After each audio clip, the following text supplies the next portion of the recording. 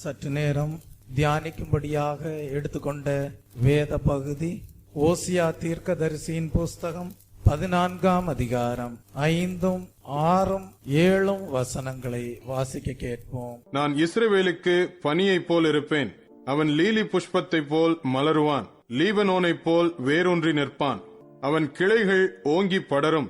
அவன் அலங்காரம் ஒலிவ மரத்தினுடைய அலங்காரத்தைப் போலவும் அவனுடைய வாசனை லீபனோனுடைய வாசனையைப் போலவும் இருக்கும். ஜெபிப்போம். அன்பும் மகா கிருபையும் இரக்கமும் நிறைந்த நேசமுள்ள நல்ல தகப்பனே, உம்மை நன்றியுள்ள இருதயத்தோடு ஸ்தோத்தரிக்கிறேன். இந்த ஓய்வு நாளின் காலை வேளையிலே தியானிக்கும்படியாக கொடுத்த வசனத்திற்காக ஸ்தோத்திரம். இந்த வசனத்தின் மூலமாக எங்களுக்கு தேவரீர் வெளிப்படுத்துகிற சத்தியங்கள் இயேசுவே உம்மை பின்பற்றுகிற தேவ ஜனங்களுக்கு ஆசீர்வாதமாக காணப்பட கர்த்ததாமே அனுகிரகம் செய்தருளும். இயேசு கிறிஸ்துவின் இன்ப நாமத்தில் ஜெபிக்கிறேன் பிதாவே, ஆமென். நான் இஸ்ரவேலுக்கு பனியை போல் இருப்பேன். அவன் லீலி புஷ்பத்தை போல் மலருவான். லீபனோனை போல் வேரூன்றி நிற்பான். அவன் கிளைகள் ஓங்கி படரும். அவன் அலங்காரம் ஒலிவ மரத்தினுடைய அலங்காரத்தை போலவும் அவனுடைய வாசனை லீபனோனுடைய வாசனையைப் போலவும் இருக்கும். அவன் நிழலில் குடியிருக்கிறவர்கள் திரும்புவார்கள். தானிய விளைச்சலை போல செழித்து திராட்சை செடிகளைப் போல படருவார்கள். அவன் வாசனை லீபனோனுடைய திராட்சை ரசத்தின் வாசனையைப் போல இருக்கும். கர்த்தருடைய நாமத்திற்கு மகிமை உண்டாவதாக.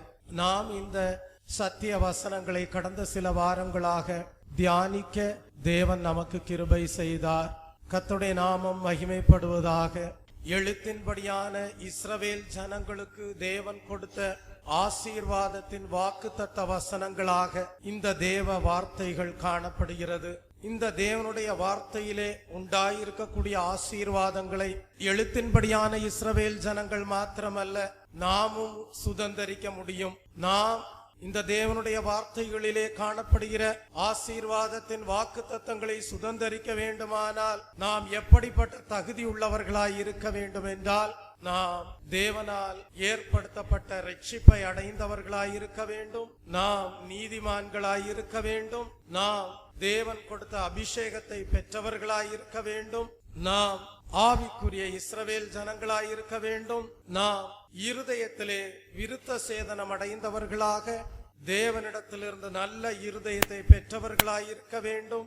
நாம் உள்ளத்திலே யூதர்களாய் இருக்க வேண்டும். அப்பொழுது எழுத்தின்படியான இஸ்ரவேல் ஜனங்களுக்கு தேவன் கொடுத்த இந்த ஆசீர்வாதத்தின் வாக்குத்தத்தங்களை நாம் அடைய பாத்திரவான்களாக மாறுகிறோம். அப்படியே இந்த சத்திய வசனங்களை நாம் தியானித்த போது கடந்த வாரத்திலே எந்த பகுதியை தியானித்தோம் என்றால் 6ஆம் வசனத்தின் கடைசி பகுதியை தியானித்தோம். அவனுடைய வாசனை லீபனோனுடைய வாசனையைப் போலவும் இருக்கும் என்கிற வேத பகுதியை நாம் தியானித்தோம்.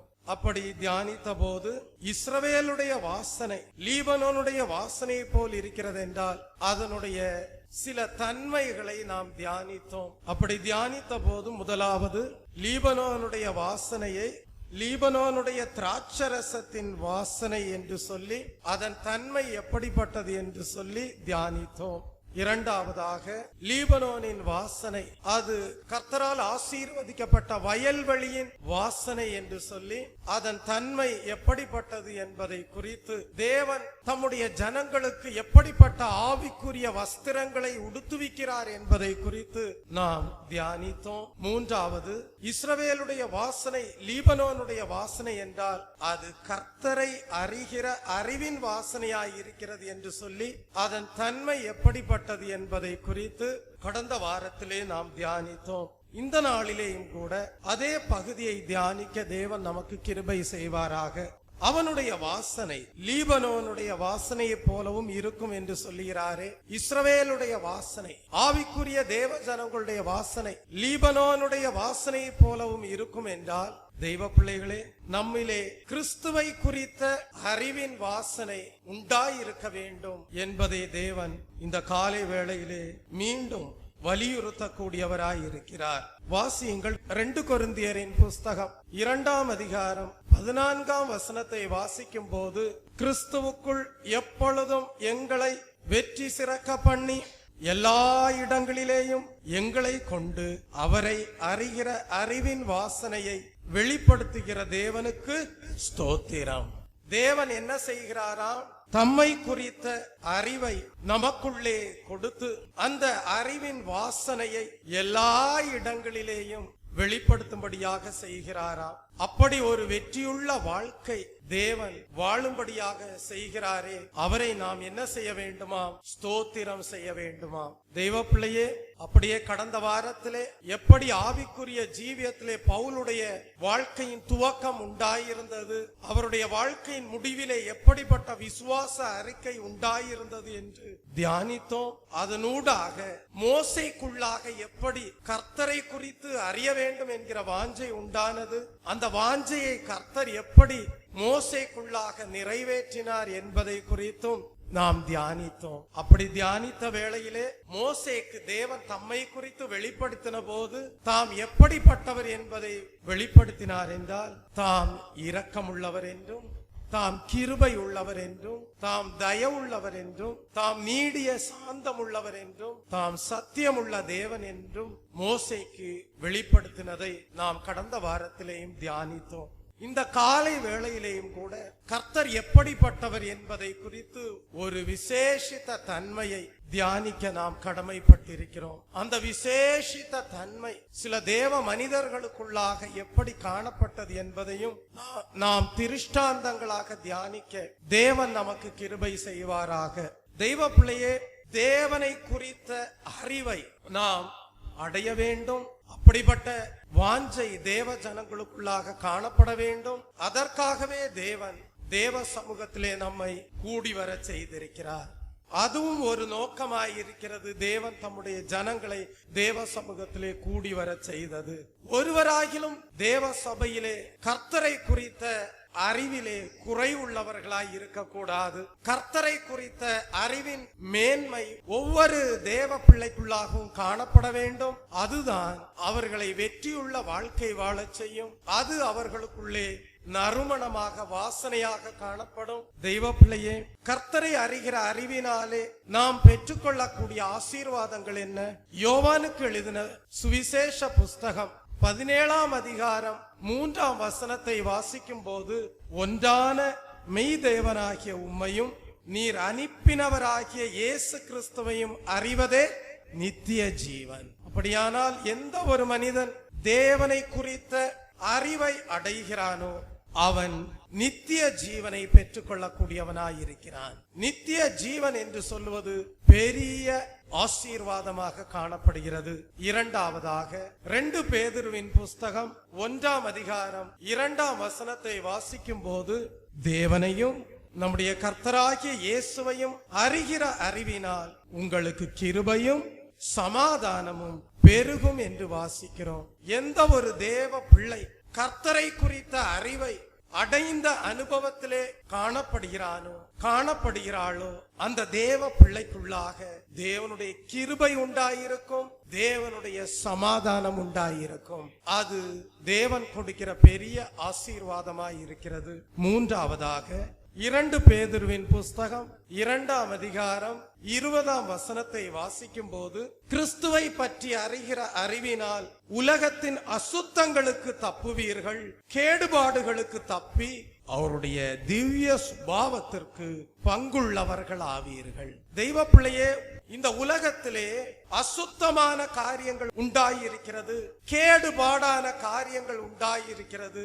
ஆனால் கர்த்தரை குறித்த அறிவை நீங்கள் அடையும் போது அப்படிப்பட்ட உலகத்தின் அசுத்தங்களுக்கும் கேடுபாடுகளுக்கும் நீங்கள் தப்புகிறவர்களாயிருப்பீர்கள். தேவனுடைய திவ்ய குணாதிசயங்களை நீங்கள் அடைந்தவர்களாய் இருப்பீர்கள்.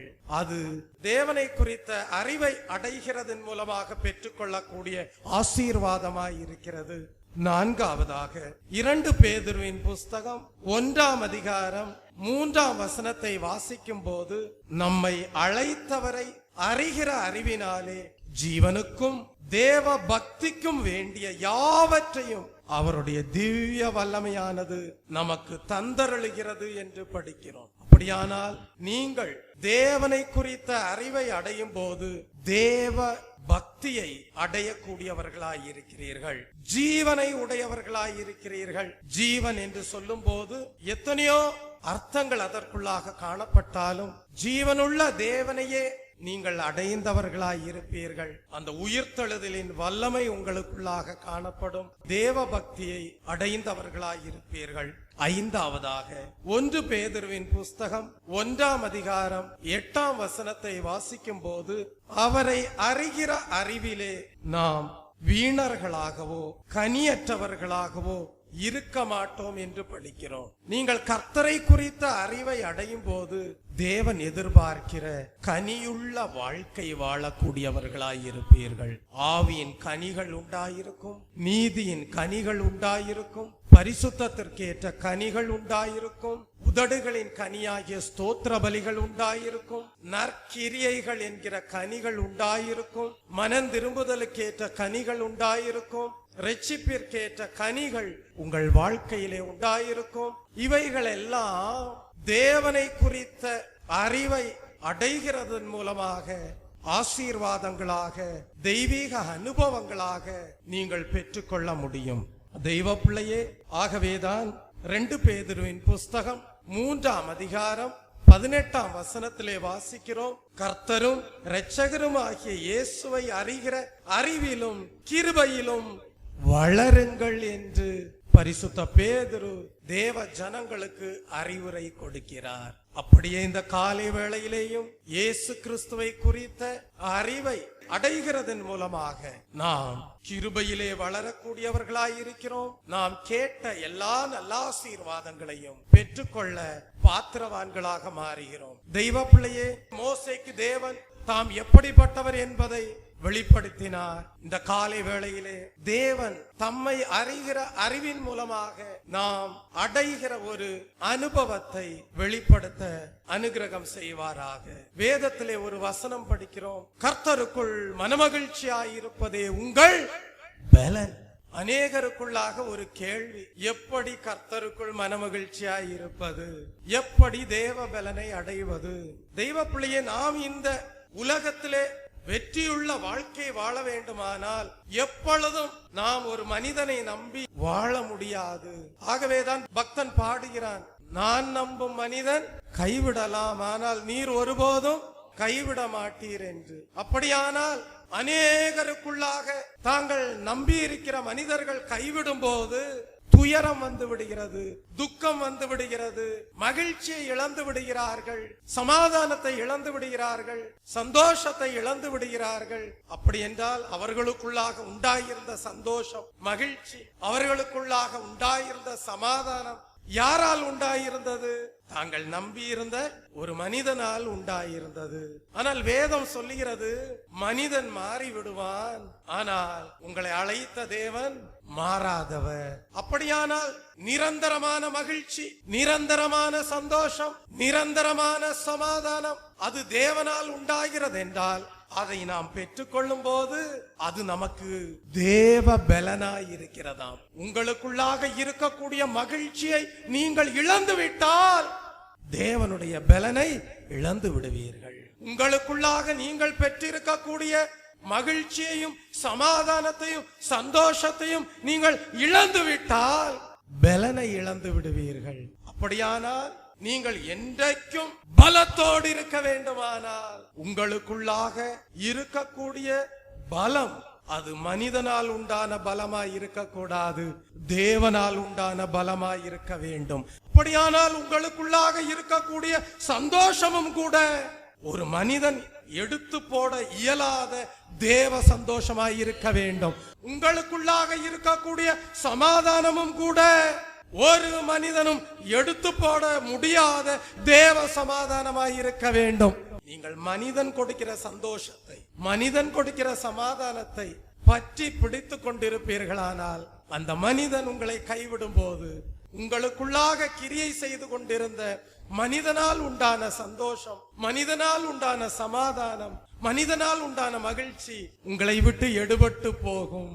ஆனால் நிரந்தரமாக என்றென்றைக்கும் உங்களுக்குள்ளே தேவ பலம் உண்டாயிருக்க வேண்டுமானால் உங்களுக்குள்ளாக கிரியை செய்யக்கூடிய சந்தோஷம், உங்களுக்குள்ளாக கிரியை செய்யக்கூடிய சமாதானம், உங்களுக்குள்ளாக கிரியை செய்யக்கூடிய மகிழ்ச்சி, அது தேவனால் உண்டாயிருக்க வேண்டும்.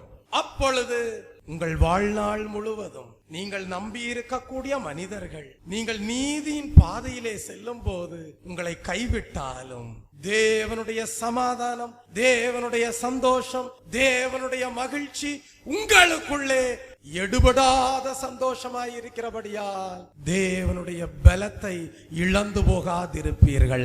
ஒருவராலும் எடுத்து போடப்படாத தெய்வீக சந்தோஷத்தை தேவன் தருகிறார். அப்படியானால் தேவ சமூகத்திலே காணப்படுகிற சகோதரனே, சகோதரியே, இன்றைக்கு நீ ஒரு பெரிய அதிகாரியை நம்பி இருக்கலாம், நீ ஒரு பெரிய பொறுப்பிலே உண்டாயிருக்கிறவர்களை நம்பி இருக்கலாம். அவர்களுடைய தயவு உங்களுக்கு உண்டாயிருந்தால் நல்லதுதான். ஆனால் உங்கள் நம்பிக்கை அவர்கள் மேல் இருக்கக்கூடாது. ஏன் தெரியுமா? சில வேளைகளிலே நீங்கள் நீதியின் பாதையிலே முன்னேறி சென்று கொண்டே இருக்கும் போது அவர்கள் அநீதியுள்ள அதிகாரிகளாய் இருப்பார்களே, ஆனால் நீங்கள் அவர்களுக்கு ஒத்துழைப்பு கொடுக்க முடியாது. அந்த சந்தர்ப்பத்திலே அவர்கள் உங்களை என்ன செய்வார்கள்? கைவிடுவார்கள். அப்பொழுது நீங்கள் அறிந்து கொள்வீர்கள், அந்நாள் வரைக்கும் நீங்கள் பெற்றிருந்த சந்தோஷம் அந்த மனிதனால் உண்டான சந்தோஷம், அந்நாள் வரைக்கும் நீங்கள் பெற்றிருந்த சமாதானம் அந்த மனிதனால் பெற்றிருந்த சமாதானம், அந்நாள் வரைக்கும் நீங்கள் பெற்றிருந்த மகிழ்ச்சி அந்த மனிதனால் பெற்றிருந்த மகிழ்ச்சி. அதனால் உங்களுக்குள்ளே ஒரு பலம் உண்டானதை வெளிப்படுத்தக்கூடியவர்களாக வெளிப்பிரகாரமாக காட்டியிருப்பீர்கள். ஆனால் திடீரென்று அந்த மனிதன் உங்களை கைவிட்ட போது நீங்கள் என்ன உணர்ந்தீர்கள்? அந்த பலத்தை இழந்து போனதாக உணர்ந்தீர்கள். ஆனால் கர்த்தர் சொல்லுகிறார், நான் நீதியுள்ள தேவன், நான் பரிசுத்தமுள்ள தேவன். நான் உங்களுக்கு கொடுக்கிற சந்தோஷத்தை வேறு யாரும் எடுத்து போட முடியாது. நான் கொடுக்கிற சமாதானத்தை வேறு யாரும் உங்களிலிருந்து எடுத்து போட முடியாது. நான் உங்களுக்குள்ளாக கொடுக்கிற மகிழ்ச்சியை ஒருவராலும் உங்களுக்குள் இருந்து எடுத்து போட முடியாது. நான் ஒருபோதும் உங்களை விட்டு விலகுவதும் இல்லை, உங்களை கைவிடுவதும் இல்லை. ஆகவே சொல்லுகிறார், அந்த மனமகிழ்ச்சி, அந்த தேவன் கொடுக்கிற சந்தோஷம், அந்த தேவன் கொடுக்கிற சமாதானம் உங்களுக்குள்ளே எந்நாளும் இருக்கிறபடியால் அது உங்களை எந்நாளும் பலப்படுத்தக்கூடியதாயிருக்கும். அந்த பலத்தை நீங்கள் ஒருபோதும் இழந்து போக மாட்டீர்கள். வேதத்திலே படிக்கிறோம், அந்த பலம் தேவனால் யாருக்குள்ளாக உண்டாயிருந்தது என்றால் சிம்சோனுக்குள்ளாக உண்டாயிருந்தது. அவன் மகிழ்ச்சி உடையவனாயிருந்தான். ஆனால் தேவன் கொடுத்த பலத்தை சிம்சோன் இழந்து போக காரணமாயிருந்தது என்ன? தேவன் நீதியுள்ள தேவன், தேவன் பரிசுத்தமுள்ள தேவன். அவருக்கு பிரியமில்லாததை சிம்சோன் செய்த போது தேவனுடைய பலத்தை இழந்து போனான். தெய்வ பிள்ளையே, இந்த காலை வேளையிலே தேவன் உங்களுக்கு ஒரு விலையேற பெற்ற சத்தியத்தை விளங்க வைக்கிறார். நீங்கள் ஒருபோதும் தேவன் கொடுக்கிற பலத்தை இழந்து போவதில்லை. ஆனால் அதற்கு நீங்கள் செய்ய வேண்டிய காரியம் என்ன? தேவனோடு பண்ணின உடன்படிக்கையிலே உண்மையுள்ளவர்களாயிருக்க வேண்டும்.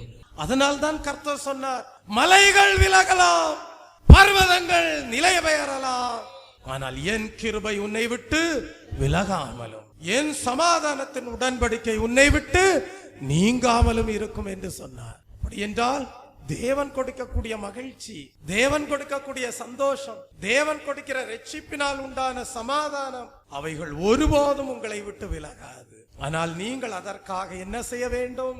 தேவன் கொடுக்கிற அந்த தெய்வீக சமாதானத்தினால் உண்டாகிற பலனை பாதுகாத்துக் கொள்ளும்படியாக, தேவன் கொடுக்கிற அந்த தெய்வீக ரட்சிப்பினால் உண்டான தேவ பலனை பாதுகாத்துக் கொள்ளும்படியாக, தேவன் கொடுக்கிற தெய்வீக சந்தோஷத்தினால் உண்டாகிற அந்த தேவ பலனை பாதுகாத்துக் கொள்ளும்படியாக நீங்கள் என்ன செய்ய வேண்டும்?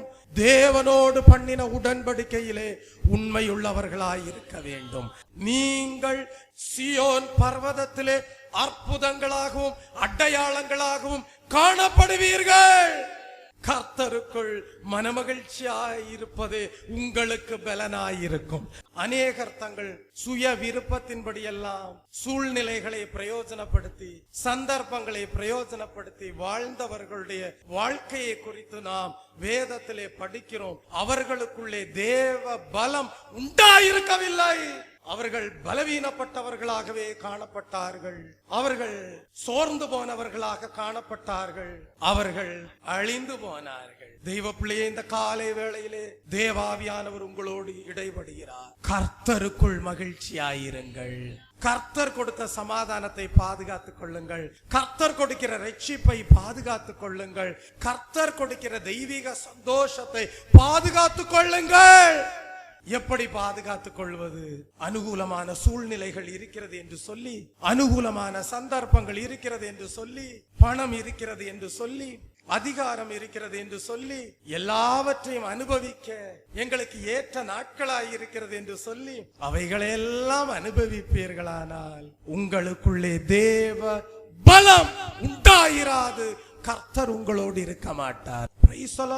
கர்த்தர் இந்த நாளிலே சொல்லுகிறார், கர்த்தருக்குள் மனமகிழ்ச்சியாய் இருப்பதே உங்கள் பலன். அப்படியானால் இந்த தேவ பலனை கொடுக்கிற கர்த்தர் எப்படிப்பட்டவர்? பெரியவராயிருக்கிறார். ஆகவேதான் பக்தன் பாடுகிறான், உங்களில் இருப்பவர் பெரியவரே, பரிசுத்தமானவரே.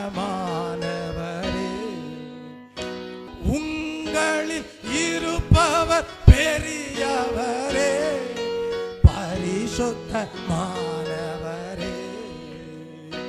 அவர் காத்திடுவார், என்றும் நடத்திடுவார். அவர் காத்திடுவார், என்றும் நடத்திடுவார். நித்திய காலமெல்லாம் நம்மையே நான் பயப்படும் நாளினிலே கர்த்தரை நம்பிடுவே. நான் பயப்படும் நாளினிலே கர்த்தரை நம்பிடுவே.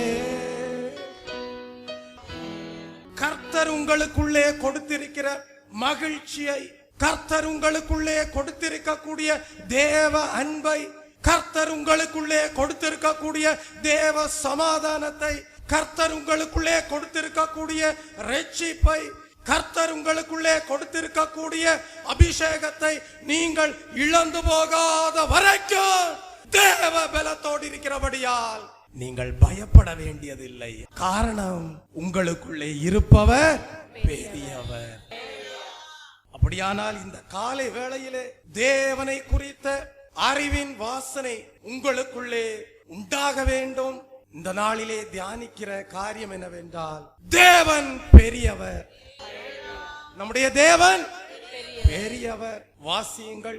தானியேலுக்கு எழுதின புஸ்தகம் 11ஆம் அதிகாரம் 32ஆம் வசனத்தை வாசிக்கும் போது, தங்கள் தேவனை அறிந்திருக்கிற ஜனங்கள் திடங்கொண்டு அதற்கேற்றபடி செய்வார்கள். நீ ஆராதிக்கிற தேவன் சர்வ வல்லமையுள்ள தேவன் என்பதை அறிந்திருக்கிறாயா? நீ ஆராதிக்கிற தேவன் பெரியவர், மகா பெரியவர் என்பதை அறிந்திருக்கிறாயா? வேதத்திலே படிக்கிறோம், தங்கள் தேவனை அறிந்திருக்கிற ஜனங்கள் திடங்கொண்டு அதற்கேற்றபடி செய்வார்கள். தெய்வ பிள்ளையே, ஆங்கில மொழிபெயர்ப்பிலே இதே வசனம் எப்படி சொல்லப்பட்டிருக்கிறது தெரியுமா? தங்கள் தேவனை அறிந்திருக்கிற ஜனங்கள் பலனடைந்து, தங்கள் தேவனை அறிந்திருக்கிற ஜனங்கள் பலனடைந்து மகத்தான கிரியைகளை செய்வார்கள். அப்படி என்றால் நீங்கள் ஆராதிக்கிற தேவன் பெரியவர் என்பதை நீங்கள் அறிந்திருப்பீர்கள் என்றால் நீங்கள் பலனடைந்தவர்களாக மகத்தான கிரியைகளை செய்வீர்கள். அப்படியானால் நீங்கள் தேவனுக்காக மகத்தான கிரியைகளை செய்ய வேண்டுமானால், அது தேவனுக்கு பிரியமான காரியங்களாய் இருக்க வேண்டுமானால், நீங்கள் ஆராதிக்கிற தேவன் பெரியவர் என்பதை அறிந்திருக்க வேண்டும். அந்த அறிவை அடைந்திருக்க வேண்டும். அந்த அறிவை வாசனையாக அறிந்திருக்க வேண்டும். அப்பொழுது நீங்கள் சொல்லுகிற இடங்களில் எல்லாம் வெற்றி சிறக்கிறவர்களாக, உங்களிலே வாசம் பண்ணுகிற தேவன் பெரியவர் என்பதை வெளிப்படுத்துகிறவர்களாக, வெளிப்படுத்துகிற வாசனை உடையவர்களாக போகிற இடங்களில் எல்லாம் மகத்தான கிரியைகளை செய்வீர்கள். Praise the Lord.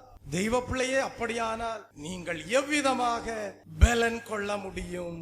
நீங்கள் ஆராதிக்கிற தேவன் இன்னார் என்று அறிந்திருந்தால்தான் பலன் கொள்ள முடியும்.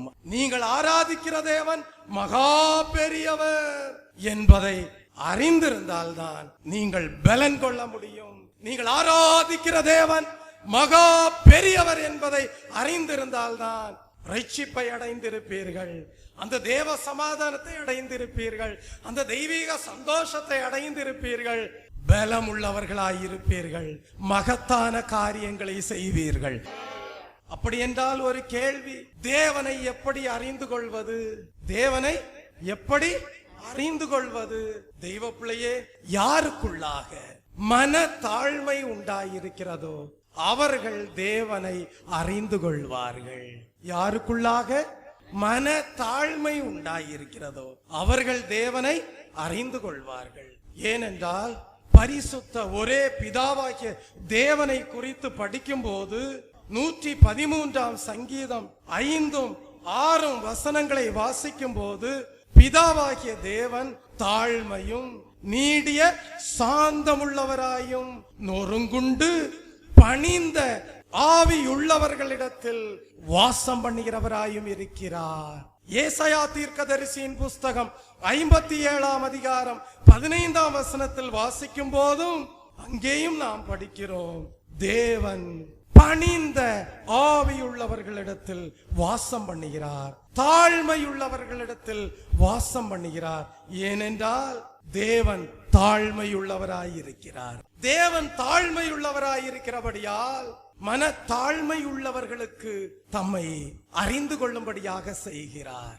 தேவனுடைய குமாரனாகிய இயேசு கிறிஸ்துவை குறித்து படிக்கும் போதும் கூட மத்தேயு எழுதின சுவிசேஷ புஸ்தகம் 11 அதிகாரம் 29 வசனத்திலே படிக்கிறோம், தேவ ஆட்டுக்குட்டியாகிய இயேசு கிறிஸ்துவும் கூட சாந்தமும் மன தாழ்மையும் உள்ளவராயிருக்கிறார், தாழ்மையுள்ளவராயிருக்கிறார். ஏன் பரிசுத்த ஆவியானவரை குறித்து படிக்கும் போதும் கூட அவர் புறாவுக்கு ஒப்பிடப்பட்டிருக்கிறார். அவருடைய திவ்ய சுபாவங்களை குறித்து படிக்கும் போதும் கூட புறாவின் தன்மை என்ன? மிகவும் சாந்தமும் மன தாழ்மையும் உள்ளது. ஆகவே திரித்துவ தேவன் எப்படிப்பட்டவர் என்பதை நீங்கள் அறியும் போது அவர் மிகவும் தாழ்மையுள்ளவராயிருக்கிறார். ஆகவே மன தாழ்மையுள்ளவர்களுக்கு தம்மை என்ன செய்கிறார்? அறிந்து கொள்ளும்படியாக செய்கிறார். அப்படியானால் இந்த ஓய்வு நாளின் காலை வேளையிலே நீங்கள் வேண்டிக் கொள்ள வேண்டும், கர்த்தாவே எங்க வாழ்க்கையில மன தாழ்மையை தாரும். எங்களுக்குள்ளே மன தாழ்மை இருக்குமே ஆனால் நாங்கள் அதிகமாக தாழ்மையுள்ள தேவனே உம்மை குறித்து அறிந்து கொள்ள முடியும் என்று தேவ சமூகத்திலே உங்களை அர்ப்பணிப்பீர்கள் என்றால், மோசேக்கு தம்மை வெளிப்படுத்தின தேவன், பவுலுக்கு தம்மை வெளிப்படுத்தின தேவன், தானியேலுக்கு தம்மை வெளிப்படுத்தின தேவன், தம்மை அறிகிற அறிவை அடைந்து கொள்ள செய்த தேவன் உங்களுக்கும் தம்மை அறிந்து கொள்ளக்கூடிய அறிவை அடையும்படியாக செய்வார். தாழ்மையுள்ளோருக்கு தேவன் கிருபை அளிக்கிறார். அந்த கிருபை என்ன? அவருடைய அறிவு தேவ கிருபையாய் இருக்கிறது. நீங்கள் பாருங்கள், அப்போஸ்தலனாகிய பவுல பாருங்க, தமஸ்கு வீதியிலே போயிட்டே இருக்கிறாரு. திடீர்னு கர்த்தருடைய பிரகாசமான ஒளி அவரை சந்திக்கிறது. என்ன நடந்தது? பவுல் கேட்கிறார், ஆண்டவரே நீர் யார்? கர்த்தர் மன தாழ்மையோடு கேட்ட சவுலுக்கு தம்மை குறித்த அறிவை அடையும்படியாக செய்தார். அப்போஸ்தலனாக மாற்றினார், பரிசுத்தவானாக மாற்றினார், சவுலை பவுலாக மாற்றினார். தன்னுடைய ஜீவியத்தின் முடிவிலே பவுல் கொடுத்த சாட்சி என்ன? 2 தீமோத்தேயுவின் புஸ்தகம் 1 அதிகாரம் 12 வசனத்திலே வாசிக்கிறோம், நான் விசுவாசித்திருக்கிறவர் இன்னார் என்று அறிவேன். நல்லா படியுங்க. தன்னுடைய ஓட்டத்தின் துவக்கத்துல பரிசுத்த பவுல் கேட்டது என்ன? ஆண்டவரே நீர் யார்? ஜீவியத்தின் முடிவிலே என்ன சொல்லுகிறார்? நான் விசுவாசித்திருக்கிறவர் இன்னார் என்று அறிவேன். உங்கள் எல்லா சூழ்நிலைகளிலேயும் நீங்கள் விசுவாசித்திருக்கிறவர் இன்னார் என்று அறிந்திருக்க வேண்டும். தேவ பலத்தோடு சொல்ல வேண்டும், நாங்கள் விசுவாசித்திருக்கிறவர் இன்னார் என்று அறிவோம். எங்களை அழைத்தவர் இன்னார் என்று அறிவோம். எங்களை வழி நடத்துகிறவர் இன்னார் என்று அறிவோம். எங்களுடைய ஆவிக்குரிய ஓட்டத்தை துவங்க பண்ணினவர் இன்னார் என்று அறிவோம். வெற்றியோடு நடத்துவார். அவர் பெரியவர், அதை அறிந்திருக்கிறோம். ஆகவே அவர் பெரியவர் என்று அறிந்திருக்கிறபடியால் மகத்தான காரியங்களை செய்வோம். அவருக்கு பிரியமானவைகளையே செய்வோம். காரணம் என்னவென்றால், அவருக்கு பிரியமில்லாததை செய்வோமே ஆனால் அவர் எங்களை விட்டு விலகி விடுவார். சிம்சோனை விட்டு விலகினது போல அவர் எங்களை விட்டும் விலகி விடுவார். பின்பு நாங்கள் கர்த்தருக்காக பெரிய காரியங்களை செய்ய முடியாது. பின்பு நாங்கள் தேவ பலத்தோடு காணப்பட முடியாது. தெய்வ பிள்ளையே, இதுதான் கர்த்தருக்குள் மனமகிழ்ச்சியாய் இருக்கக்கூடிய அனுபவத்திலே உண்டாயிருக்கக்கூடிய தேவ பலமாயிருக்கிறது. நம்முடைய தேவனை குறித்த அறிவை நீங்கள் அடையும் போது அது பரிசுத்தரின் அறிவாக காணப்படும். அந்த பரிசுத்தரின் அறிவே அறிவு என்று வேதத்திலே படிக்கிறோம். தெய்வ பிள்ளையே, 1 கொரிந்தியரின் புஸ்தகம் 8ஆம் அதிகாரம் 1ஆம் வசனத்தை படிக்கும் போது அறிவு இருமாப்பை உண்டாக்கும் என்று படிக்கிறோம். அறிவு எதை உண்டாக்குமா? இருமாப்பை உண்டாக்குமா? எப்படிப்பட்ட அறிவு இருமாப்பை உண்டாக்கும்? உலக பிரகாரமான அறிவு இருமாப்பை உண்டாக்கும். சிலர் பாருங்க, உலக பிரகாரமா நல்ல கல்வி அறிவை கற்றிருப்பார்கள். அவர்களுக்குள்ளாக என்ன இருக்கும்? இருமாப்பு இருக்கும். என்ன இருக்கும்? நான் படிச்சது எவ்வளவு தெரியுமா, என்னுடைய பதவி. அந்த இருமாப்பு உலக பிரகாரமான அறிவை அடைந்ததினால் மனிதனுக்குள்ளே காணப்படும். அந்த இருமாப்பு அவனுக்குள்ளாக ஒரு பலத்தை போல வெளிப்படுத்தக்கூடியவனாயிருப்பான். ஆனால் ஏதோ ஒரு இக்காட்டான சூழ்நிலையிலே அவன் பெற்றுக்கொண்ட உலக பிரகாரமான அறிவு அவனுக்கு கை கொடுக்கவில்லை என்று அறியும் போது அவன் வெளிப்படுத்தின இருமாப்பு என்கிற பலத்தை அவன் இழந்து போய் விடுவான்.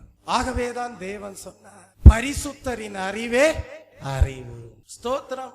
உனக்கு இருக்கக்கூடிய உலக பிரகாரமான அறிவை குறித்து இருமாப்படையாமல் மனத்தாழ்மையோடு, தெய்வமே உம்மை குறித்து அறிந்து கொள்ளும்படியாக எனக்கு கிருபை தாரும் என்று சொல்லி உன்னை தாழ்த்துவாயானால் தேவன் அப்போஸ்தலனாகிய பவுலுக்கு தம்மை குறித்து அறிந்து கொள்ள செய்தாரே, மோசேக்கு தம்மை குறித்து அறிந்து கொள்ளும்படியாக செய்தாரே, தானியேலுக்கு தம்மை குறித்து அறிந்து கொள்ளும்படியாக செய்தாரே, சிங்கத்தின் கெபியிலேயும் காப்பாற்றுகிற மகா பெரிய தேவன் நான் என்று அறிந்து கொள்ளும்படியாக செய்தாரே, வனாந்திரத்திலேயும் காப்பாற்றுகிற தேவன் நான் என்று அறிந்து கொள்ளும்படியாக மோசேக்கு விளங்க செய்தாரே, விஷ பாம்பு கடிக்கும்படியாக வந்த வேளையிலேயும் அப்போஸ்தலனாகிய பவுலுக்கு நான் மகா பெரிய தேவன் என்று விளங்கும்படியாக செய்தாரே.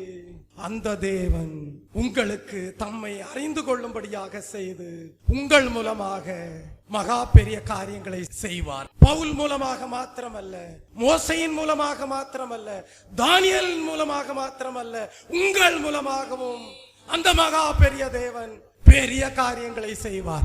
தெய்வ பிள்ளையே, கர்த்தரை பற்றின அறிவை அடையும்படியாக தேவ சமூகத்திலே காணப்படுகிற தெய்வ பிள்ளையே, நீங்கள் ஆசீர்வதிக்கப்பட்டவர்கள். இஸ்ரவேல் ஜனங்களை மோசே எகிப்திலிருந்து கானான் தேசத்திற்கு நேராக வழிநடத்தி கொண்டே வருகிறார். அப்படி வழிநடத்தி கொண்டே வருகிற சூழ்நிலையிலே இஸ்ரவேல் ஜனங்கள் வனாந்திரத்தை கடக்க வேண்டியதாய் இருந்தது. எகிப்திலிருந்து தேவன் தம்முடைய ஜனங்களாகிய இஸ்ரவேல் ஜனங்களுக்கு கொடுத்த பாலும் தேனும் ஓடுகிற கானான் தேசத்தை அடையும்படியாக ஜனங்கள் வனாந்திரத்தை கடக்க வேண்டியதாய் இருந்தது. அடிமைத்தனத்திலே இஸ்ரவேல் ஜனங்கள் காணப்படுகிறார்கள். அவர்களுடைய கூக்குரல் தேவனுடைய சந்நிதியிலே எட்டினது. தேவனுடைய சந்நிதியிலே தேவ ஜனங்களுடைய கூக்குரல் எட்டின போது கர்த்தர் மனமிறங்கி அந்த ஜனங்களை அடிமைத்தனத்திலிருந்து விடுதலையாக்கும்படியாக தீர்மானித்தார். அதற்காக தம்முடைய தாசனாகிய மோசேயை நல்ல ஊழியக்காரராக ஜனங்களுக்கு கொடுத்தார். இப்பொழுது தேவனுடைய திட்டம் என்ன? தேவ ஜனங்களை மோசையின் மூலமாக அடிமைத்தனமாகிய எகிப்திலிருந்து விடுதலையாக்கி தம்முடைய சுதந்திரமாகிய பாலும் தேனும் ஓடுகிற கானான் தேசத்திற்கு கொண்டு செல்ல வேண்டும். அதுதான் தேவனுடைய திட்டமாயிருந்தது. நம்முடைய ஆவிக்குரிய பிரயாணமும் அப்படிதான்.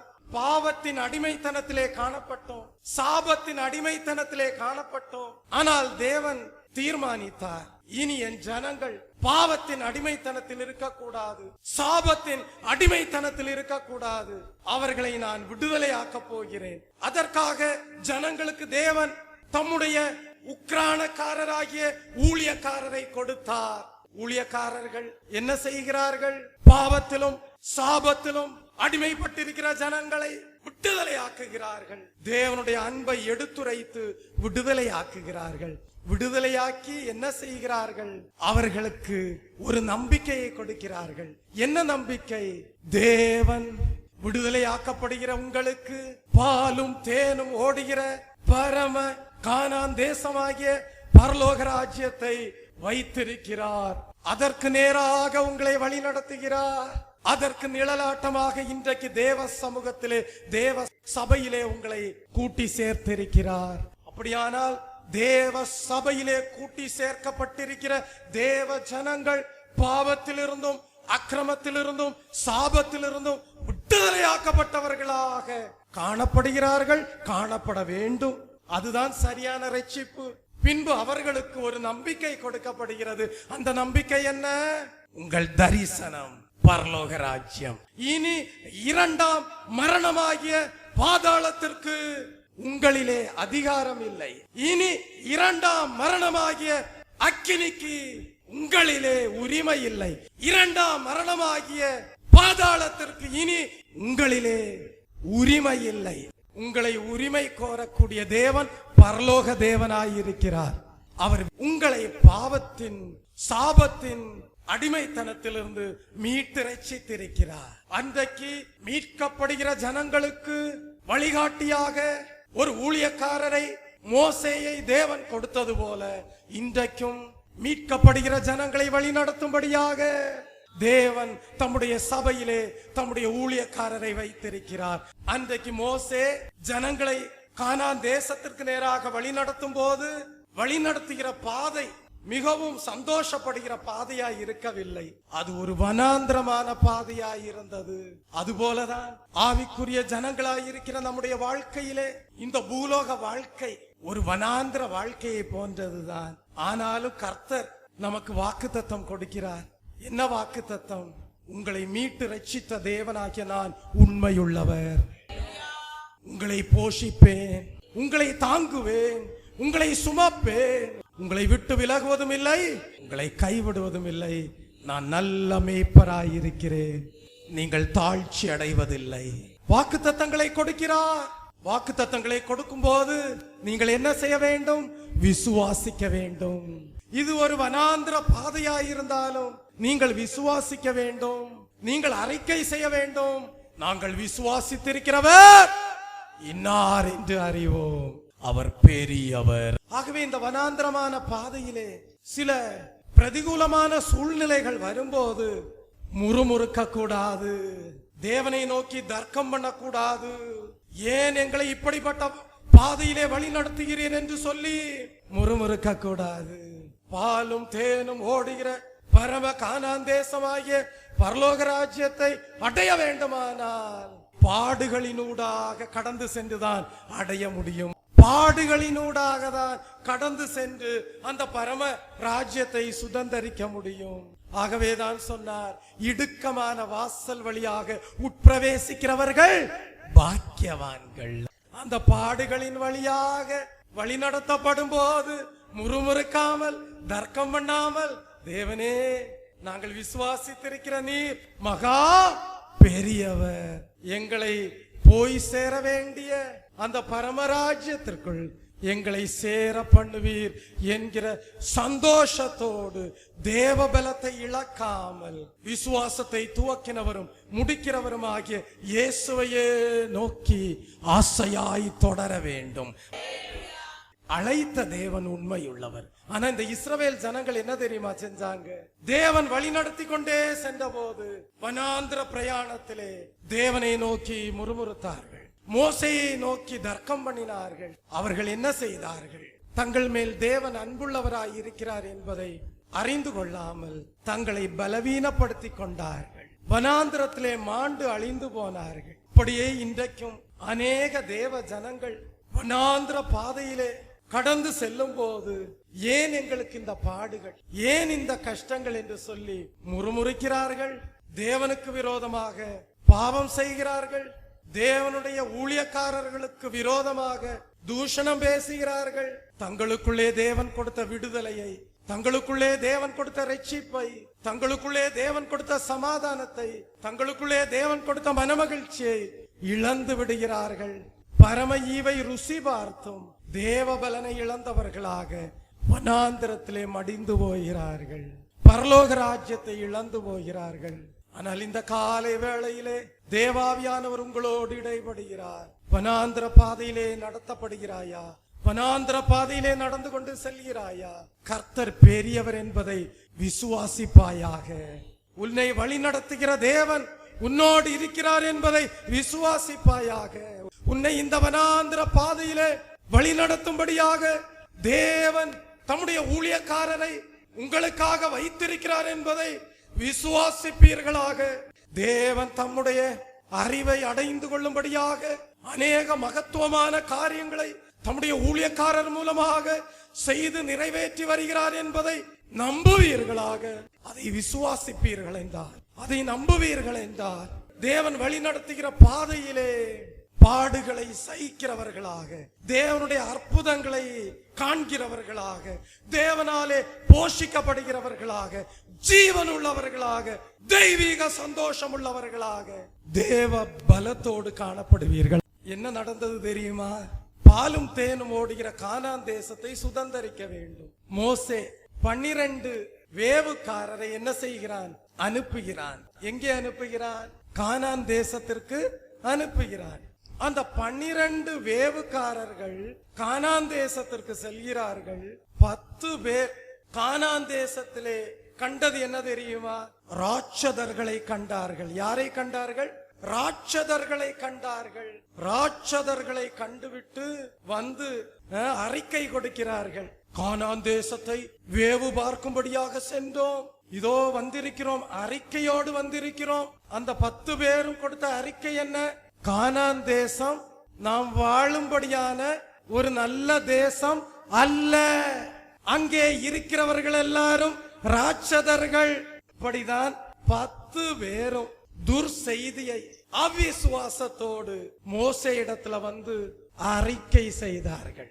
ஆனால் நாங்கள் விசுவாசித்திருக்கிறவர் இன்னார் என்று அறிவோம் என்கிற தேவ பலத்தை பெற்றிருந்த யோசுவாவும் காலேப்பும் அதே வேவுக்காரர்களோடு 2 பேர்களாக, அந்த மொத்தம் 12 பேரிலே 2 பேர்களாக மற்ற 10 வேவுகாரர்களோடும் இணைந்துதான் கானான் தேசத்தை வேவு பார்க்கும்படியாக சென்றார்கள். இந்த 10 பேரும் திரும்பி வந்தபோது கொடுத்த அறிக்கை என்ன? கானான் தேசத்தில் இருப்பவர்கள் ராட்சதர்கள். இப்படிதான் அவிசுவாசத்தோடு வந்து அறிக்கை கொடுத்தார்கள். ஆனால் காலேப்புடைய அறிக்கை எப்படி இருந்தது? அவன் வந்து சொன்னான், நாம் எளிதாக அந்த ராட்சதர்களை மேற்கொள்ளலாம், அவர்கள் நமக்கு இரையாவார்கள். அது நல்ல தேசம். கானான் தேசம் எப்படிப்பட்ட தேசம்? நல்ல தேசம். நாம் உடனே போய் எளிதாக சுதந்தரித்துக் கொள்ளலாம். அப்ப இந்த காலேப்புக்குள்ளாக கிரியை செய்து கொண்டிருந்த ஆவி எப்படிப்பட்ட ஆவி? அதுதான் விசுவாசத்தின் ஆவி, அதுதான் தேவ ஆவி. அப்படியானால் காலேப் ஒரு விசேஷமுள்ள தேவ மனிதனாய் இருந்ததற்கு காரணம் என்ன? அந்த மோசே எப்படி தேவனை அறிந்திருந்தானோ, அந்த தானியேல் எப்படி தேவனை குறித்த அறிவை அடைந்திருந்தானோ, அந்த பவுல் எப்படி தேவனை குறித்த அறிவை அடைந்திருந்தானோ, அப்படியே காலேப்பும் தான் ஆராதிக்கிற தேவன் மகா பெரிய தேவன் என்பதை அறிந்திருந்தான். காலேப்புக்குள்ளாக கர்த்தரின் அறிவு உண்டாயிருந்தது. என் தேவன் மகா பெரியவர் என்கிற அறிவு காலேப்புக்குள்ளாக உண்டாயிருந்தது. ஆகவேதான் அவன் மற்ற வேவுக்காரர்கள் கண்டது போல மாம்சீக கண்களாலே கானான் தேசத்தை காணவில்லை. மாம்சீக கண்களாலே அங்கே உள்ள மனிதர்களை காணவில்லை. கண்டிருப்பானே ஆனால் அவனும் பயந்திருப்பான்.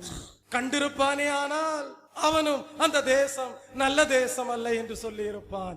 ஆனால் காலேப் தேவனுடைய கண்களினூடாக அந்த கானான் தேசத்தை கண்டான். கண்டபோது அது நல்ல தேசம். அந்த மாம்ச ராட்சதர்களை நாம் எளிதாக என்ன செய்யலாம்? வெற்றி பெறலாம். நல்ல தேசத்தை, கானான் தேசத்தை சுதந்தரிக்கலாம் என்று சொல்லுகிறான். இன்றைக்கு உன்னுடைய வாழ்க்கையிலே உண்டாயிருக்கக்கூடிய பிரச்சனைகள் என்ன? பண பிரச்சனை உண்டாயிருக்கிறதா? பொருளாதார தேவைகள் உண்டாயிருக்கிறதா? உன்னுடைய வாழ்க்கையிலே இருக்கக்கூடிய பிரச்சனைகள் என்ன? குடும்பத்திலே சமாதானம் இல்லாமல், சமாதான குறைவினாலே பிரச்சனைகளோடு காணப்படுகிறாயா?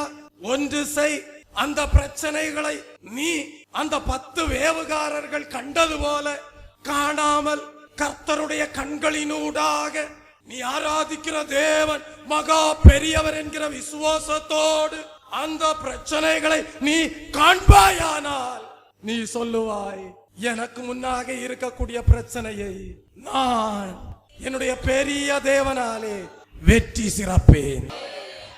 எனக்கு முன்னாக இருக்கக்கூடிய பிரச்சனை அது ஒன்றும் இல்லாதது. ஆனால் நான் ஆராதிக்கிற தேவன் பெரிய தேவன். நீ ஆராதிக்கிற தேவன் பெரிய தேவன் என்று விசுவாசித்து அறிந்து அவருடைய கண்களினூடாக நீ உனக்கு முன்பாக இருக்கக்கூடிய பிரச்சனைகளை காண்பாய் என்றால் நீ சொல்லுவாய், நான் விசுவாசித்திருக்கிறவர் இன்னார் என்று அறிவேன் என்று சொல்லி உனக்கு முன்பாக இருக்கக்கூடிய பிரச்சனைகள் பெரிய ராட்சதர்களை போல காணப்பட்டாலும் அவர்களை எளிதாக மேற்கொள்வாய். ஆகவே இந்த நாளிலே உனக்கு இருக்கக்கூடிய பிரச்சனைகளை உன் சுய மாம்சீக கண்களால் காணாமல் நீ ஆராதிக்கிற தேவன் மகா பெரியவர் என்கிற அறிவை அடைந்து அந்த தேவனுடைய கண்களினூடாக நீ அந்த பிரச்சனைகளை காண்பாயானால் அது இல் பொருளாகும். அந்த பிரச்சனைகள் இல் பொருளாகும். ஆகவே நீங்கள் செய்ய வேண்டியது என்ன? உங்களுக்கு முன்னாக இருக்கக்கூடிய பிரச்சனைகளை பெரிதுபடுத்தாமல் நீங்கள் ஆராதிக்கிற தேவன் மகா பெரியவர் என்று விசுவாசிப்பீர்களாக. நிறைய பேர் என்ன செய்யறாங்க தெரியுமா? தங்களுக்கு வரக்கூடிய பிரச்சனைகளிலே தேவன் பெரியவர், என் பிரச்சனைகளை மாற்றுவார் என்று விசுவாச அறிக்கை செய்து தேவனுக்கு தங்களுடைய வாழ்க்கையிலே இடம் கொடுக்காமல் என்ன செய்கிறார்கள்? அந்த பிரச்சனைகளுக்கு மேலும் மேலும் இடம் கொடுத்து பிரச்சனைகளை என்ன செய்து விடுகிறார்கள்? பெரிதாக்கி விடுகிறார்கள். ஆனா இந்த காலை வேளையில கர்த்தர் சொல்றாரு, ராட்சதர்களை பெரிதாக்க வேண்டாம், அவிசுவாசங்களை பெரிதாக்க வேண்டாம். உன் விசுவாசத்தை பெரிதாக கண்டு நீ ஆராதிக்கிற தேவனை பெரிதாக கண்டு அந்த விசுவாசிக்கிற தேவனுடைய கண்களினூடாக நீ உன் பிரச்சனைகளை பார்க்கும் போது அது ஒன்றுமே இல்லை என்று விளங்கிக் கொள்வாய். தெய்வ பிள்ளையே, இதுதான் விசுவாசத்தின் வல்லமையாயிருக்கிறது. இதுதான் வனாந்திர பிரயாணத்துல இஸ்ரவேல் ஜனங்களுடைய வாழ்க்கையிலே உண்டாயிருந்தது. தண்ணீர் இல்லை, உடனே முறுமுறுத்தார்கள். இப்படியே அவர்களுடைய வாழ்க்கையிலே தேவனுக்கு விரோதமாகவும் தேவனுடைய ஊழியக்காரராகிய மோசேக்கு விரோதமாகவும் பேசி தங்களிலே விசுவாசத்தின் ஆவி இல்லை என்பதை விளங்க செய்கிறவர்களாக தங்களை சிவந்த சமுத்திரத்தின் வழியாக வழிநடத்தி சிவந்த சமுத்திரத்தை 2ஆக பிரித்த தேவன் மகா பெரிய தேவன் என்பதை வெளிப்படுத்தாமல் யோர்தானை கடக்க பண்ணின தேவன் மகா பெரிய தேவன் என்பதை அறிக்கை செய்யாமல் வனாந்திர பிரயாணத்துல இஸ்ரவேல் ஜனங்கள் என்ன செஞ்சிட்டாங்க? தாங்கள் சந்தித்த சின்ன சின்ன பிரச்சனைகளை பெரிதாக்கி அங்கே தேவனுக்கு இடம் கொடுக்காமல் பிரச்சனைகளுக்கு அதிகமாக இடம் கொடுத்து பிரச்சனைகளை பெரிதாக்கி அவிசுவாசத்தோடு காணப்பட்டார்கள். ஆகவே அவர்கள் எல்லாரும் வனாந்திரத்திலே மாண்டு போனார்கள். ஆனால் தேவனால் வழி நடத்தப்பட்ட மோசே, தேவனால் வழி நடத்தப்பட்ட யோசுவா, தேவனால் வழி நடத்தப்பட்ட காலேப், இவர்கள் எல்லாரும் வனாந்திர பிரயாணத்திலே தாங்கள் சந்தித்த சின்ன சின்ன பிரச்சனைகளை எல்லாம் தேவனுடைய கண்களினூடாக கண்டார்கள். அவைகளெல்லாம் ஒன்றுமில்லாதது என்பதை அறிந்தார்கள். அவர்கள் வெற்றியோடு முன் சென்றார்கள். தேவன் அநேக அற்புதங்களை செய்தார். அந்த யோசுவாவும் காலேப்பும் தான் கானான் தேசத்தை சுதந்தரித்தார்கள். இன்றைக்கு தேவனுடைய வாக்குத்தத்தங்களை விசுவாசிக்கிறீர்களா? உங்களை அழைத்த தேவனை விசுவாசிக்கிறீர்களா? உங்களை அழைத்த தேவன் மகா பெரியவர் என்கிற அறிவை அடைந்திருக்கிறீர்களா? நீங்கள் சந்திக்கிற பிரச்சனைகளை பெரிதாக்காமல், நீங்கள் சந்திக்கிற பிரச்சனை ஒன்றுமில்லாதது என்பதை தேவனுடைய கண்களினாலே கண்டு அதை விசுவாச அறிக்கையாக ஏறெடுப்பீர்களானால் ஜெயம் உங்களுடையது. கர்த்தர் உங்களுக்காக யுத்தம் செய்வார். கர்த்தர் மகா பெரியவர். Praise the Lord. இந்த வசனத்தை வாசிப்போமா? எண்ணாகமம் எழுதின புஸ்தகம் 13ஆம் அதிகாரம் 28 முதல் 33 வசனங்களை வாசித்து பாருங்கள். கானான் தேசத்தை வேவு பார்க்கும்படி அனுப்பப்பட்ட 12 காலேப்பும் ஒருவனாயிருந்தான். ஆனாலும் அந்த தேசத்திலே குடியிருக்கிற ஜனங்கள் பலவான்கள், பட்டணங்கள் அரணிப்பானவைகளும் மிகவும் பெரியவைகளுமாயிருக்கிறது. அங்கே ஏனாக்கின் குமாரரையும் கண்டோம். அமலேக்கியர் தென்புறமான தேசத்தில் குடியிருக்கிறார்கள்.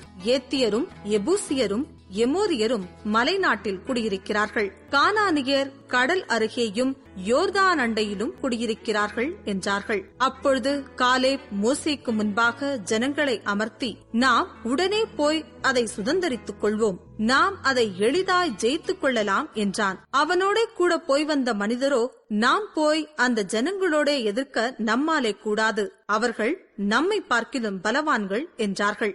நாங்கள் போய் சுற்றி பார்த்து வந்த அந்த தேசம் தன் குடிகளை பட்சிக்கிற தேசம். நாங்கள் அதிலே கண்ட ஜனங்கள் எல்லாரும் மிகவும் பெரிய ஆட்கள். அங்கே ராட்சத பிறவியான ஏனாக்கின் குமாரராகிய ராட்சதரையும் கண்டோம். நாங்கள் எங்கள் பார்வைக்கு வெட்டுக்கிளிகளைப் போல் இருந்தோம், அவர்கள் பார்வைக்கும் அப்படியே இருந்தோம் என்று சொல்லி, இப்படி இஸ்ரவேல் புத்திரருக்குள்ளே தாங்கள் சுற்றி பார்த்து வந்த தேசத்தை குறித்து துர்ச்செய்தி பரம்பச் செய்தார்கள். கர்த்தருடைய நாமத்திற்கு மகிமை உண்டாவதாக. நாம் அங்கே என்ன படிக்கிறோம்? அந்த 12 பேர் வேவு பார்க்கும்படியாக செல்கிறார்கள் கானான் தேசத்தை. அதிலே காலேப்பும் ஒருவனாக காணப்பட்டான். அந்த வேவு பார்க்க சென்றவர்களிலே 10 பேர் என்ன சொல்கிறார்கள்? அந்த தேசத்திலே குடியிருக்கிற ஜனங்கள் பலவான்கள், பட்டணங்கள் அரணிப்பானவைகளும் மிகவும் பெரியவைகளுமாயிருக்கிறது. அங்கே ஏனாக்கின் குமாரரையும் கண்டோம். அமலேக்கியர் தென்புறமான தேசத்தில் குடியிருக்கிறார்கள். ஏத்தியரும் எபூசியரும் எமோரியரும் மலைநாட்டில் குடியிருக்கிறார்கள். கானானியர் கடல் அருகேயும் யோர்தான் அண்டையிலும் குடியிருக்கிறார்கள் என்றார்கள். அப்பொழுது காலேப் மோசேக்கு முன்பாக ஜனங்களை அமர்த்தி, நாம் உடனே போய் அதை சுதந்தரித்துக் கொள்ளலாம், நாம் அதை எளிதாய் ஜெயித்துக் கொள்ளலாம் என்றான். ஆனால் அவனோட கூட போய் வந்த மனிதரோ, நாம் போய் அந்த ஜனங்களோட எதிர்க்க நம்மால் கூடாது, அவர்கள் நம்மை பார்க்கிலும் பலவான்கள் என்றார்கள். நாங்கள் போய் சுற்றி பார்த்து வந்த அந்த தேசம் தன் குடிகளை பட்சிக்கிற தேசம். நாங்கள் அதிலே கண்ட ஜனங்கள் எல்லாரும் மிகவும் பெரிய ஆட்கள். அங்கே ராட்சத பிறவியான ஏனாக்கின் குமாரராகிய ராட்சதரையும் கண்டோம். நாங்கள் எங்கள் பார்வைக்கு வெட்டுக்கிளிகளை போல் இருந்தோம், அவர்கள் பார்வைக்கும் அப்படியே இருந்தோம் என்று சொல்லி, இப்படி இஸ்ரவேல் புத்திரருக்குள்ளே தாங்கள் சுற்றி பார்த்து வந்த தேசத்தை குறித்து துர்செய்தி பரம்ப செய்தார்கள். பாருங்க, தேவனின் கண்களினூடாக விசுவாசத்தோடு தேவன் மகா பெரியவர் என்பதை அறிக்கை செய்ய இயலாதவர்கள் அந்த தேசத்தை கண்டபோது அந்த தேசத்தில் இருந்தவர்களை ராட்சதர்கள் என்றும், தங்களையோ வெட்டுக்கிளிகளை போலவும் காண்கிறோம் என்று சொன்னார். ஆனால் காலேப் என்ன சொல்றான்? நம்ம உடனே போய் அந்த தேசத்தை என்ன செய்யலாம்? சுதந்தரிக்கலாம் என்று சொல்லுகிறான். தெய்வ பிள்ளையே, வாசித்து பாருங்கள். எண்ணாகமம் 14ஆம் அதிகாரம் 8-9 வசனங்களை வாசிக்கும் போது, கர்த்தர் நம்மேல் பிரியமாயிருந்தால் அந்த தேசத்திலே நம்மை கொண்டு போய் பாலும் தேனும் ஓடுகிற அந்த தேசத்தை நமக்கு கொடுப்பார். கர்த்தருக்கு விரோதமாக மாத்திரம் கலகம் பண்ணாதிருங்கள். அந்த தேசத்தின் ஜனங்களுக்கு நீங்கள் பயப்பட வேண்டியதில்லை. அவர்கள் நமக்கு இரையாவார்கள். அவர்களை காத்த நிழல் அவர்களை விட்டு விலகி போயிற்று. கர்த்தர் நம்மோடு இருக்கிறார். அவர்களுக்கு பயப்பட வேண்டியதில்லை. இந்த நாளிலே உங்களால் அப்படி சொல்ல முடியுமா? 2 விதமான அறிக்கையை நீங்க செய்யலாம். 2 விதமான அறிக்கை செய்யலாம். ஒரு அறிக்கை என்ன? நாங்க வெட்டுக்கிளிகள். நாங்க எப்படிப்பட்டவங்க? வெட்டுக்கிளிகள். நாங்க பார்க்கிற தேசத்துல இருக்கிற ஜனங்களோட எல்லாம் எங்களால வாழ முடியாது. அவங்க எல்லாம் ராட்சத பிறவிகள். அவர்களோடு குடியிருக்க முடியாது என்று அவிசுவாசத்தோடு மாம்சீக கண்களாலே உங்கள் பிரச்சனைகளை கண்டு பயப்படக்கூடியவர்களாயிருப்பீர்கள். ஆனால் கர்த்தர் சொல்லுகிறார், நீங்கள் பயப்படும் நாளிலே கர்த்தரை நம்புங்கள். சில பிரச்சனைகள் உங்கள் வாழ்க்கையிலே வருகிறதா? பயம் உண்டாகிறதா? கர்த்தர் சொல்லுகிறார், நீ உன்னுடைய மாம்சீக கண்களால் அந்த பிரச்சனைகளை காணாமல் அந்த காலேப்பை போல கர்த்தருடைய கண்களினூடாக அந்த பிரச்சனைகளை காண்பாயானால் உன்னில் இருக்கிற நான் பெரியவர் என்பாய். உனக்கு இருக்கிற பிரச்சனைகள் இல்பொருளாகும் என்பாய். கர்த்தர் உங்களோடு இருக்கிறார் என்பாய். அதனால்தான் சொன்னாரு, உலகத்தில் இருப்பவனிலும் உங்களில் இருப்பவர் பெரியவர். ஆகவே எப்பொழுதும் பிசாசு ஒரு பொய்யான தோற்றத்தை கொண்டு வந்து பயமுறுத்தும்படியாக பிரயாசிப்பான். எப்பொழுதும் பிசாசானவன் ஒரு பொய்யான தோற்றத்தை பிரச்சனைகளாக உங்கள் வாழ்க்கையிலே கொண்டு வந்து அதை பெரிதாக்கும்படியாக செய்து பயப்படும்படியாக செய்வான். ஆனால் கர்த்தர் சொல்லுகிறார், உன் வாழ்க்கையிலே பொய்யான தோற்றங்கள் பிரச்சனைகளாக வரும்போது நீ கர்த்தருடைய கண்களினூடாக விசுவாசத்தோடு அவைகளை காணும் போது நீ அறிக்கை செய்வாய், என் தேவன் பெரியவர், என் தேவன் பெரியவர், நான் விசுவாசித்திருக்கிறவர் இன்னார் என்று அறிவே. பொய்யான தோற்றமாக பிரச்சனைகளாக தோன்றுகிறவைகள் ஒன்றுமில்லாதது.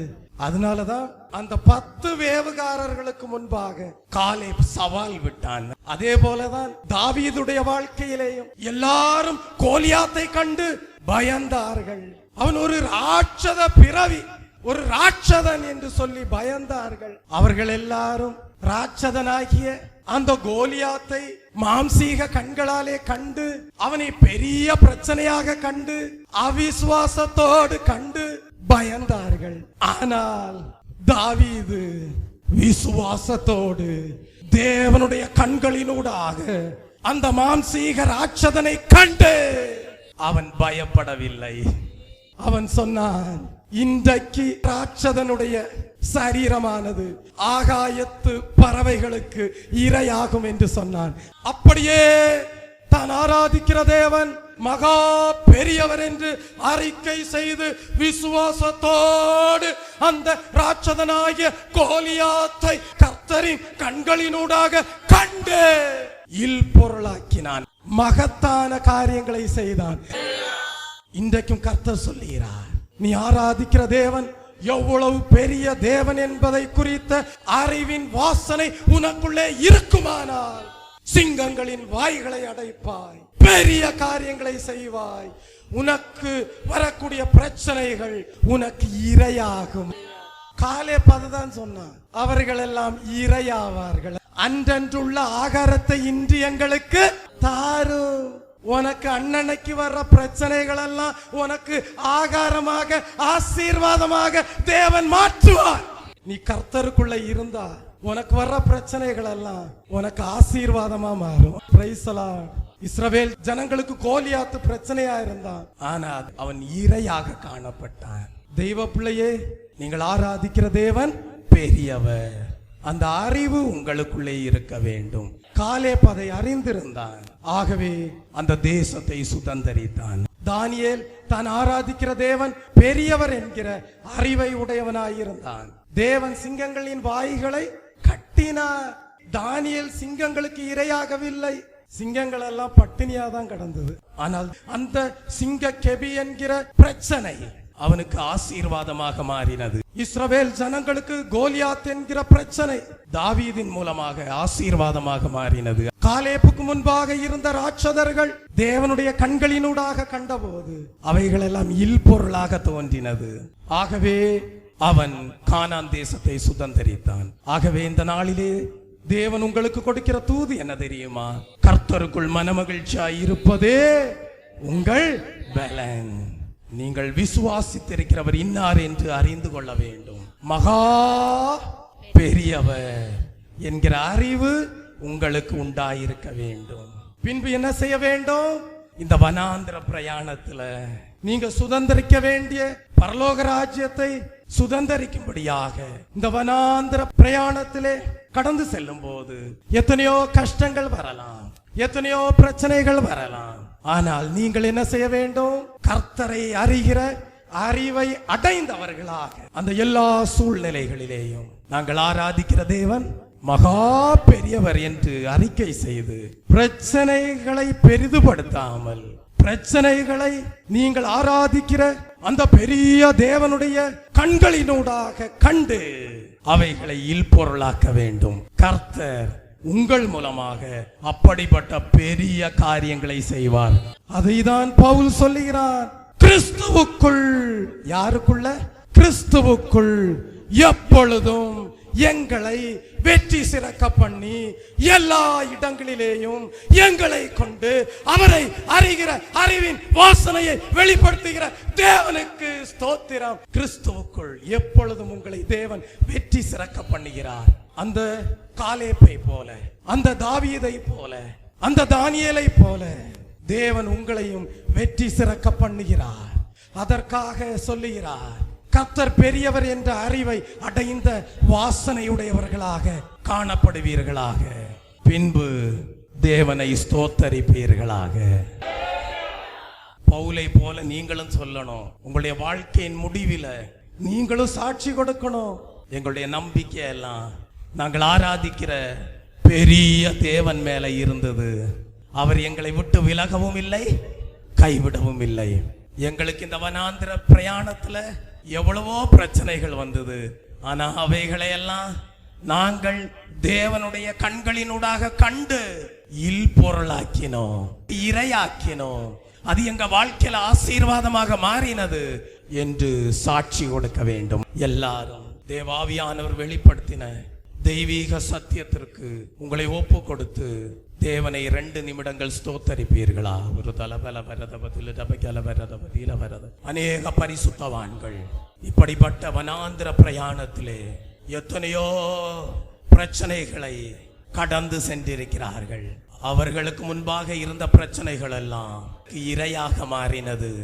அதற்கு காரணம் அவர்கள் தாங்கள் ஆராதித்தது தேவன் இன்னார் என்று அறிந்திருந்தார்கள். தேவனுடைய கண்களினூடாக அவைகளை கண்டார்கள், இல்பொருளாக்கினார்கள். தேவன் அவர்களுக்காக அவைகளை இல்பொருளாக்கினார். உன் வாழ்க்கையில வருகிற பிரச்சனைகள் எல்லாம் உனக்கு ஆசீர்வாதமாக மாறும், உனக்கு இரையாக மாறும். நீ நல்ல தேசத்தை சுதந்தரித்து நீ என்றென்றைக்கும் கர்த்தருக்குள் மனமகிழ்ச்சியாய் இருந்து தேவ பலத்தாலே இடை கட்டப்பட்டு உன்னை பலப்படுத்துகிற கிறிஸ்துவினாலே தேவனுடைய சித்தத்திற்குரிய எல்லாவற்றையும் செய்ய பலப்படுத்தப்பட்டிருப்பாய். பலமும் அல்ல, பராக்கிரமம் அல்ல, ஆவியினா ஆகும். தேவ ஆவியினா ஆகும். பலமும் அல்ல, பராக்கிரமம் அல்ல, ஆவியினா ஆகும். தேவ ஆவியினா ஆகும். அல்லேலூயா, அல்லேலூயா, அல்லேலூயா, அல்லேலூயா, அல்லேலூயா, அல்லேலூயா, அல்லேலூயா, அல்லேலூயா.